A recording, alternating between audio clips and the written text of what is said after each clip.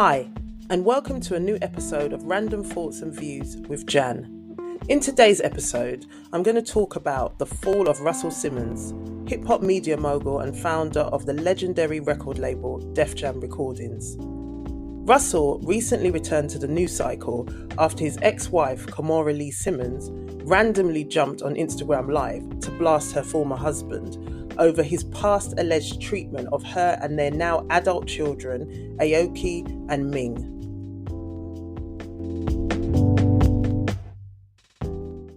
You know, again, these girls are adults. They are young adults.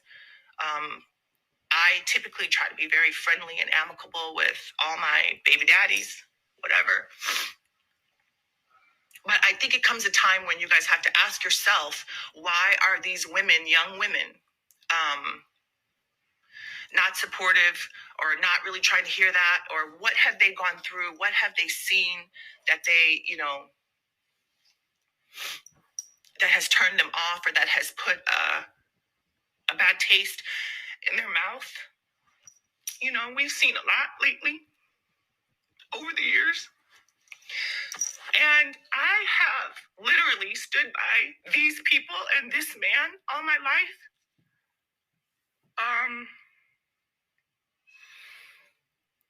And I just get so emotional when someone tries to attack my parenting or my family or my kids that have tried so hard. You know, you can see all the press that we've done, all the interviews that we've done. I mean, it's a community thing. These kids graduating from college, high school too. And all my friends, you know, I say the same thing. It's every person knows here that has had graduates. I graduated from college only just recently in the past 5 years. It's tough. You know, they're teenagers developing into young adults now. They have lived their whole life in the public eye, which I guess is a good thing and a bad thing, because it's good because you know my kids, you know my family, and so I hope that the public can kind of decipher some of these things and some of this, bullshit.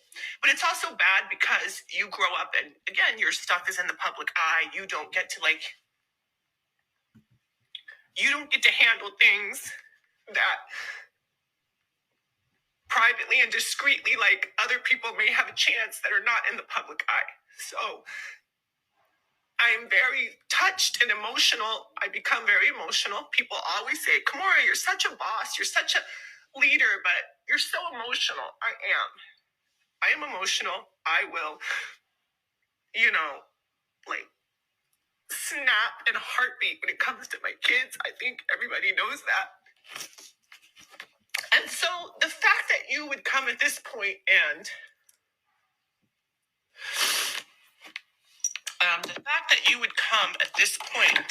try to attack my kids or my family is crazy.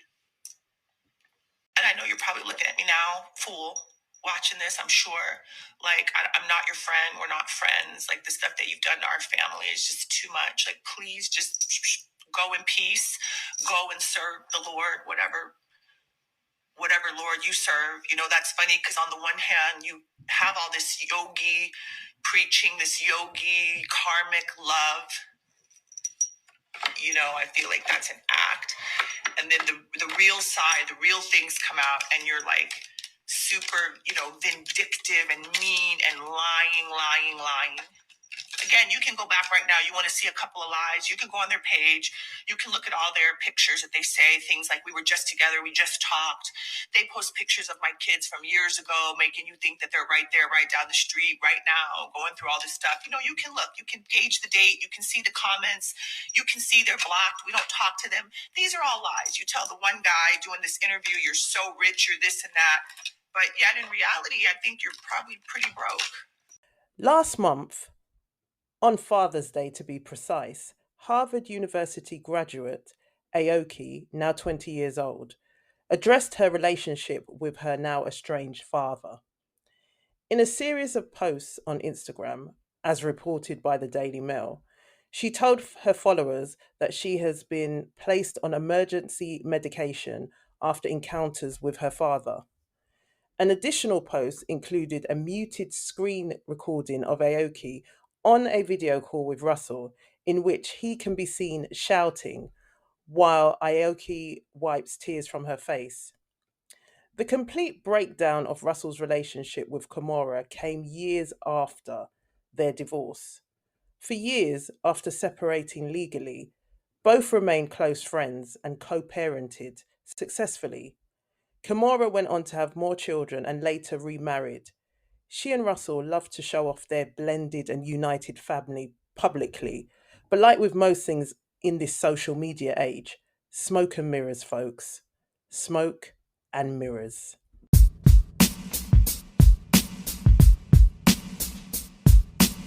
In 2021, it was reported that Russell was taking Kimura and her current husband, Tim Lesnar, to court, accusing the couple of fraud.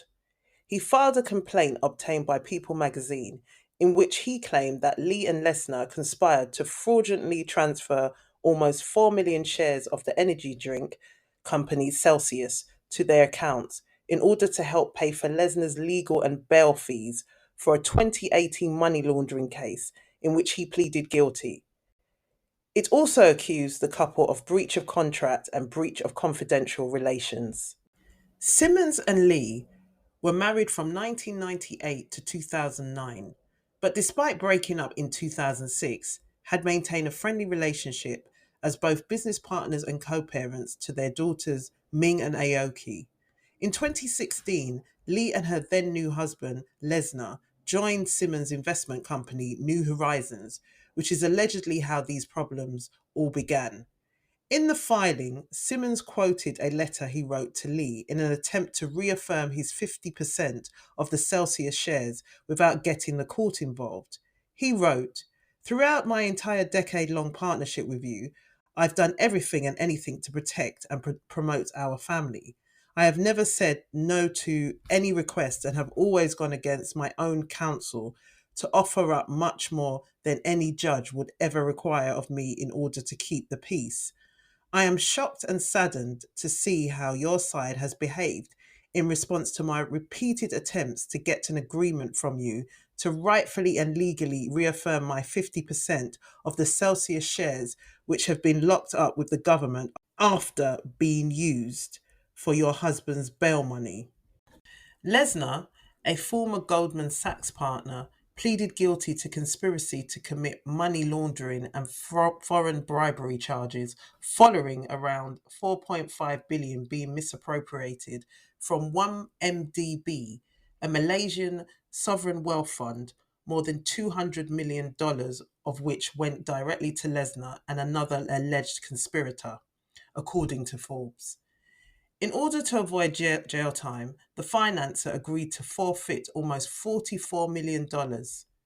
Simmons' complaint alleges that, knowing full well that defendant Lesnar would need tens of millions of dollars to avoid jail time, stay out on bail, and forfeit monies for victim compensation, defendants engaged in this blatant fraud to achieve that nefarious and unlawful goal.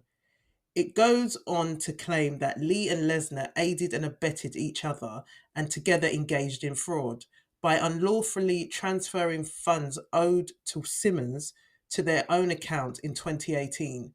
According to People, the mogul says he didn't learn about the transaction until July 2019.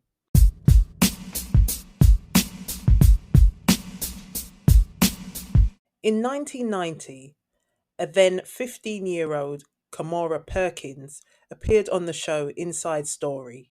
She's only 15 years old and is the toast of the international high fashion world. And this gorgeous 6-foot-tall model leads a double life. Part of the time, she's that real-life Cinderella who dresses up for the ball. But back home in St. Louis, Missouri, she's 10th grade student Kamora Perkins. The gorgeous gown, it's easy to get wrapped up in it, but no, it didn't overtake me. because I knew I still had to take off the gown and come home and go back to school. So it was easy to keep my feet on the ground. Kimora spends 12 weeks out of the school year away from home, working in Europe and New York for the likes of Chanel and Yves Saint Laurent.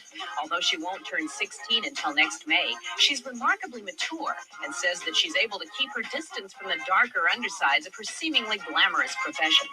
People get caught up on mental and psychological trips, and they get into things like drugs and alcohol, and they're dating people to get certain places. And some people get really confused as to why they're there. There's a lot of things like that going on. Do this will make you better, this will make you prettier, this will make you feel good, and when you're stressed out, drink this will make you feel, oh God, you have to really watch out for that. The wild and sensual nightlife of Paris might be tempting to a young teenage girl from the heart of the American Midwest, St. Louis, but Kimora says that she's been able to steer clear of older men who can be considered model groupies. They don't know how old I am when they approach me. I'm not a 19-year-old, 21-year-old person. And I have men that are 40 years old that want to take me out to dinner, and it's just not something that I need to be seen even in right now. When Kimora and Aoki exposed the inner family dysfunction publicly, it reignited the shocking allegations surrounding Russell, allegations of historical rape and sexual abuse. It also put the spotlight back on Kimora and Russell's early relationship. The story has always been that a then 30-odd-year-old Russell met then model Kimora when she was 17 years old. According to Kimora's bio, at age 14, she landed a modelling contract with Chanel and moved to Paris. Then at 17, she met a then 35-year-old Russell Simmons. In November 1992, Kimora and Russell first crossed paths at New York Fashion Week. Regarding their initial encounter, she recalled her co-workers warning her about dating Russell because of his reputation. All the girls were telling me to leave him alone, that he was no good. Tyra Banks was like, leave her alone. She's a good girl. She's not like those floozies that you know. Kimora later went on to date Russell with her mother's blessing and later married him in 1998. Tyra Banks was also one of her bridesmaids. Now, the age of consent in New York is 17, but a 17-year-old girl dating a 35-year-old man is still questionable, even if it is legal. Anyway, both always stuck to the line that she was 17 when they met and started dating. However, during a 2018 Breakfast Club interview, journalist Tor Ray alleged that Kimora was a minor when she started seeing Russell. I met Kimora when she was 16, but she was hanging out with him. She wasn't hanging out with me. We were in the Hamptons at a dinner, and I thought she was 17. I remember her being 16. Oh, okay. I mean, and I mean, either way. I think he's saying they knew each other because Russell has said they knew each other, but nothing happened. That's what he said. I don't know what that means. Right. That You're right, Russell, sure. nothing happened. I mean, and nobody said anything. Why is Russell showing up to lunch in the Hamptons with a 16-year-old girl? I mean, It's Did you weird. think anything at the time? and not at the time. Whether it was a slip of the tongue or deliberate, Kimora finally revealed during her Instagram Live last month that she actually met Russell while she was still in high school and 16 years old. But I met this person when I was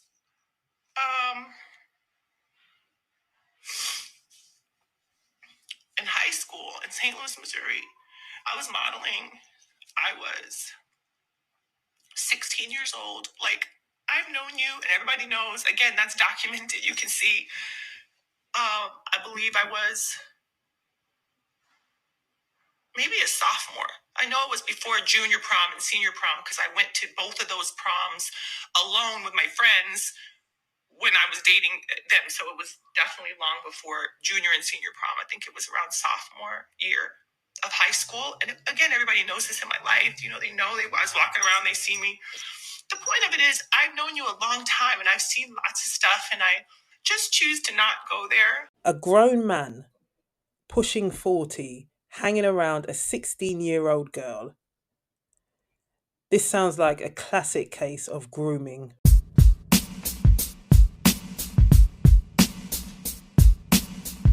In 2017, a number of women came forward to accuse Russell of historical sexual assault and rape.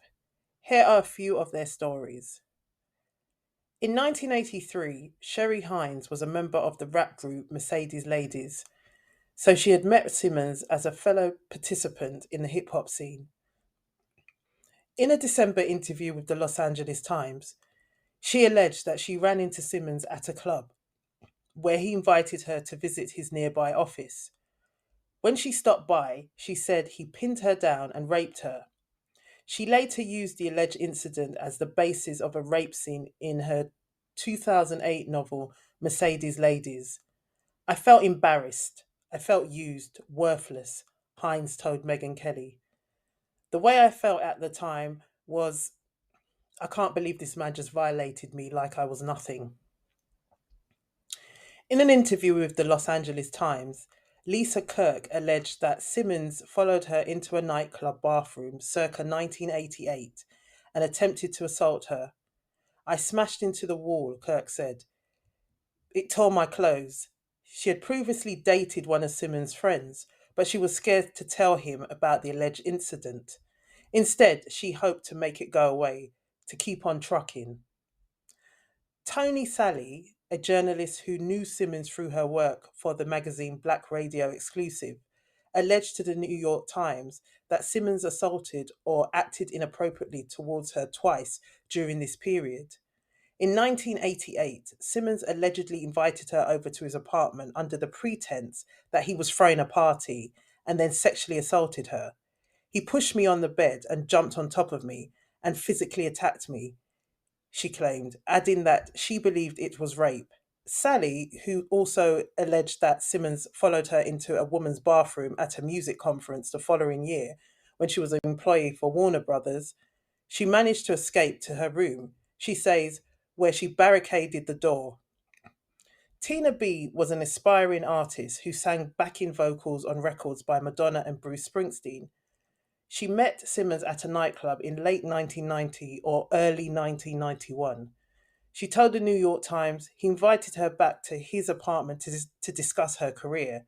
Once she arrived at his apartment, she added, it all got really ugly pretty fast, alleging that Simmons overpowered her and raped her. Simmons hired Drew Dixon as an A&R in 1994, and the following year she was tasked with putting together the soundtrack for The Show, a new hip-hop documentary. The soundtrack debuted at number 4 on the Billboard 200 albums chart and spawned the Method Man and Redman hit How High. Dixon remembers that Simmons offered her a small raise and promotion as thanks. Speaking with the New York Times, Dixon alleged that Simmons also repeatedly sexually harassed her at work. Fighting his explicit advances was exhausting, she said. It was like making a record while swimming in rough seas. She also alleged that Simmons overpowered her and raped her at his apartment in 1995. The last thing I remember was him pinning me down to kiss me on the bed, she said. She told the Times that she does not believe she was drugged, but that she had blocked out the experience. In response to the allegations, Russell issued a full statement to Rolling Stone magazine.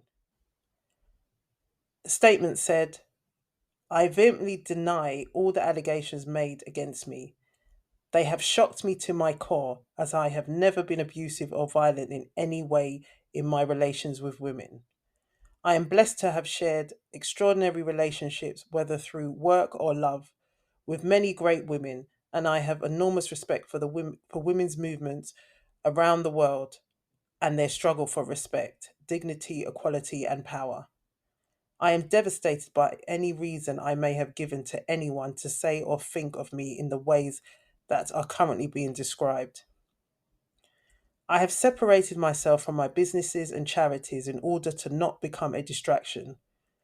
I have rededicated myself to spiritual learning, healing, and working on behalf of the communities to which I have devoted my life. I have accepted that I can and should get dirt on my sleeves if it means witnessing the birth of a new consciousness about women. What I cannot accept is responsibility for what I have not done. The current allegations range from the patently untrue to the frivolous and hurtful. I have submitted myself to multiple lie detector tests. I denied forced sex and sexual harassment allegations brought against me in each test. I also answered no to the question, have you ever physically forced any woman to have sexual intercourse? I passed all of the lie detector tests. We have also provided a great deal of detailed evidence to various publications, but have chosen not to make it public, in part for my family and in part out of respect for the millions of women who have suffered sexual abuse, so as not to entangle a critically important social justice movement with every instance of my legitimate right to defend myself. Nevertheless, the presumption of innocence until proven guilty must not be replaced by guilty by accusation. I have conducted my life with a message of peace and love. Although I have been candid about how I have lived in books and interviews detailing my flaws, I will relentlessly fight against any untruthful character assassination that paints me as a man of violence. Russell then packed up and moved to Bali.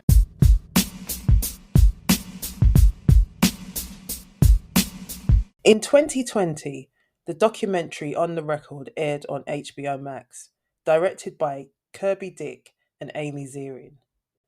The documentary centres on all the allegations of sexual assault and harassment levied against Russell and features interviews with some of the over 20 women who have accused him.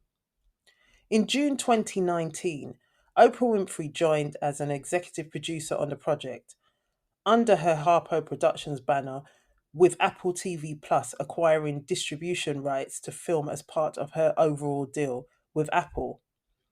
Ziering and Dick worked closely with Winfrey, sending her cuts, which received her enthusiastic approval. Following the announcement of the film, Winfrey was targeted by Simmons and his supporters, including 50 Cent, and she received phone calls and text messages from Simmons directly asking her to cancel the project. Additionally, the women involved with the film were targeted on social media, which the women viewed as attempts to threaten and intimidate them. In January 2020, Winfrey announced she would be withdrawing as an executive producer on the project, which resulted in the cancellation of the film's distribution deal with Apple TV Plus. She stated that she felt the film was being rushed to be shown at the Sundance Film Festival, and after Ava DuVernay critiqued it negatively after a private screening, Winfrey felt the documentary lacked proper context and that there were inconsistencies in some of the women's stories. Winfrey only informed Ziering and Dick of her departure 20 minutes before making it public. They stated that they were blindsided, as Winfrey had seen a cut similar to the one that would premiere at Sundance, with Apple and Harpo filling out an application for the festival. Kirby Dick told The Guardian, these stories were reported by the New York Times, the LA Times, and the Hollywood Reporter, and very extensively vetted. According to Dick and Zirin, that process included their own fact-checking team, Harpo Productions, Apple lawyers, and HBO Max's legal team. I remember when it was first reported that Russell was accused of historical rape and sexual assault. It was around, it was like the early part of the Me Too movement, not long after Weinstein had been exposed. When I saw Russell's face pop up, I was shocked. I never saw that coming. But I remember you had reputable media outlets like the New York Times. Well, they were the main ones. They were the main ones who conducted interviews with the alleged victims. So they were releasing stories. They kept reporting on this. They kept speaking to the alleged victims, while black entertainment blogs remained silent. they wouldn't post anything about Russell. And I thought, that was funny. But a very reputable source told me that the reason why they were quiet was because Russell would allegedly would always contact the owners of these popular blogs, the ones, Shade Room, Border Alert, the usual suspects, and ask them not to post stories about the allegations. And they, of course, obliged, because Russell, even when that was happening, is still a powerful figure within the world of black entertainment. But that only worked for a bit, because ultimately he didn't have power when it came to mainstream media outlets with wider reach and bigger audiences who continued to cover the stories. They just continued to cover it. He didn't have any power over them. He couldn't stop them. So in the end, it didn't matter that the little power that he had over black outlets basically hiding the stories from their audiences. It didn't matter, because major outlets were covering the stories and major outlets were giving the alleged survivors a voice. Now, for years, Russell has been revered and loved in the world of hip hop. He helped break down barriers within the business of black music somewhat, generated wealth for himself and others, and apparently was close to becoming a billionaire. He was inspiring, I admit that. He was inspiring, and many aspire to be like him. I think some still do.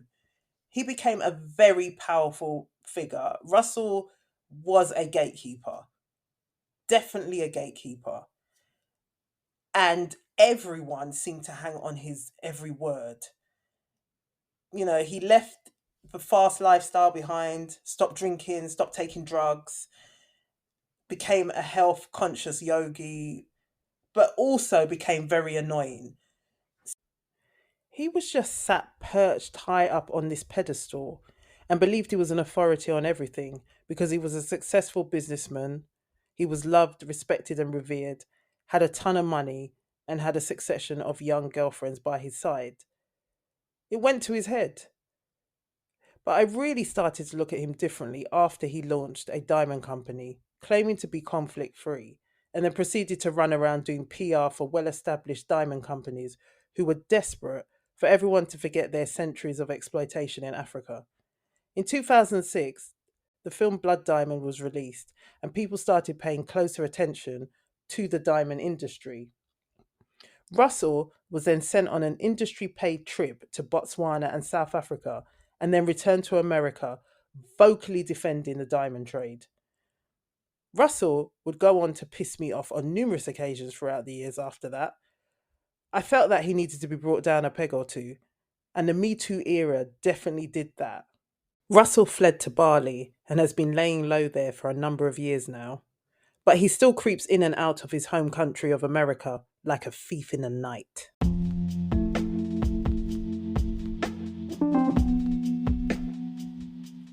That concludes today's episode. But for more news, views, and thoughts, follow me on Instagram, Mad News UK, Twitter, Mad News UK, and madnewsuk.com.